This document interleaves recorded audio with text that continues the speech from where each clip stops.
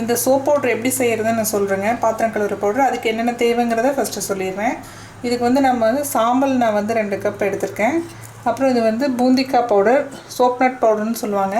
அப்படி உங்களுக்கு இந்த பவுடர் ரெடிமேடாக பவுடரும் கிடைக்குது. அப்படி இல்லைன்னா இந்த பூந்திக்காய் இருக்குது. இது நீங்கள் வந்து பவுடர் இதில் இருக்கிற சீடு விதையை எடுத்துகிட்டு இதை நீங்கள் மிக்சியில் போட்டு பவுட்ரு பண்ணி சளிச்சிட்டு எடுத்துக்கலாம் பவுட்ராக. அப்புறம் இது வந்து லெமனோட தோல்.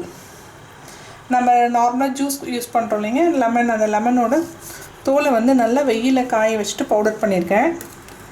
இப்போ இந்த மாதிரி லெமன் நான் இது வந்து ஆல்ரெடி ஏற்கனவே வந்து இது மாதிரி நான் எப்பப்பெல்லாம் இந்த லெமன் தோல் கிடைக்கும் அந்த டைமுக்கு என்ன பண்ணுவேன்னா நான் இது மாதிரி எடுத்து வெயிலில் காய வச்சுடுவேன். காய வச்சு இது மாதிரி ஸ்டோர் பண்ணி வச்சுக்கிறது. இதை பவுடர் பண்ணியிருக்கேன்.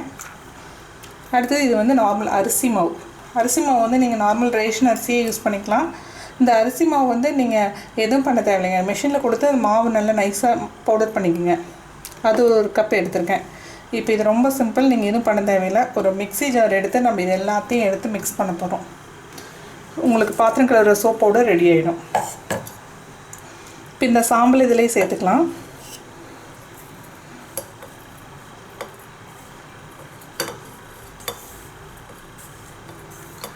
நான் லாஸ்ட் இந்த வீடியோவில் பார்த்தீங்கன்னா நான் பாத்திரம் கழுவுற அந்த பேஸ்ட் வீடியோ போஸ்ட் பண்ணியிருக்கிறதுல நான் பூந்திக்காய் இப்போ வந்து ஆக்சுவலி அதில் யூஸ் பண்ணல. நான் இப்போ எதுக்காக இதை சொல்கிறேன்னா நான் ஜஸ்ட் வந்து அதில் வேக வச்சுட்டு அதை பேஸ்ட் பண்ணியிருப்பேன்.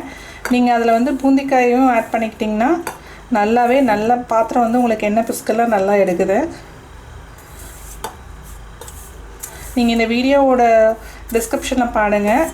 நான் பாத்திரம் கழுவுற பேஸ்ட்டு சோப்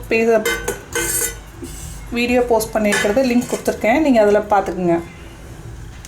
அடுத்தது இந்த பூந்திக்காய் பவுடரும் இதில் சேர்த்திக்கலாம்.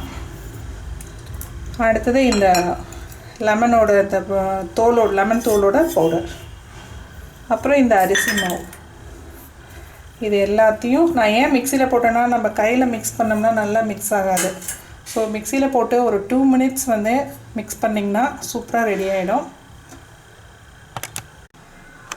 இப்போ பாருங்கள், இது நல்லா மிக்சியில் ஒரு 2 மினிட்ஸ் ஓட்டிட்டேன். ஸோ இதை பார்த்தீங்கன்னா மிக்ஸ் பண்ணிவிட்டேன். இப்போ நல்லா மிக்ஸ் ஆகிடுச்சு. இப்போ அவ்வளோதாங்க, நமக்கு வந்து இந்த பாத்திரம் கழுவுற பவுடர் வந்து ரெடி ஆகிடுச்சு.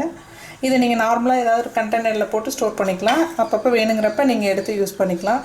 இதில் வந்து பூந்திக்காய் பவுடர் வந்து உங்களுக்கு நாட்டு மருந்து கடையிலே கிடைக்கும். இல்லை நார்மல் இப்போ ஸ்டோர்ஸ்லேயும் உங்களுக்கு கிடைக்குது. ஸோ அங்கேயும் நீங்கள் வாங்கிக்கலாம்.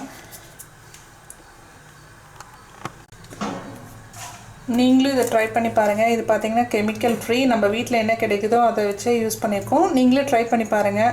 ட்ரை பண்ணி பார்த்துட்டு உங்களோட கமெண்ட் சொல்லுங்கள். மறக்காமல் சப்ஸ்கிரைப் பண்ணுங்கள். பெல் பட்டனையும் கிளிக் பண்ணிடுங்க. தேங்க்யூ.